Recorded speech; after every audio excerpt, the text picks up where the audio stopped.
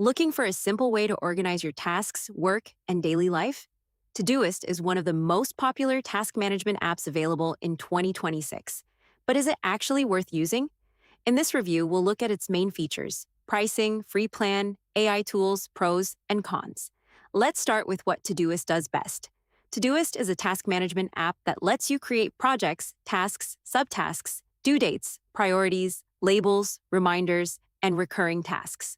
One of its best features is how quickly you can create a task. You can simply type something like, "Call John tomorrow at 4 p.m." Todoist can recognize the date and time automatically and create the task for you. You can also create recurring tasks using natural language. For example, you can type, "Pay the electricity bill every month." Todoist can turn that into a recurring task automatically. Now let's talk about organization. You can separate tasks into different projects and use sections, labels, priorities, and filters to keep everything organized. Todoist also offers list and board views, while paid users get a calendar layout for planning tasks across their schedule. The app works on Windows, Mac, Linux, iPhone, Android, and the web. Everything stays synchronized so you can create a task on your phone and continue working with it later on your computer. Now let's talk about AI. Todoist offers AI-powered features that can help break down complex tasks and improve your workflow. There's also Ramble, which lets you speak your tasks instead of typing them. Todoist can then turn what you say into organized tasks. Now, one of the biggest advantages of Todoist is its free plan. The beginner plan gives you up to 5 personal projects, reminders, recurring dates, labels, priorities, subtasks, and list and board layouts.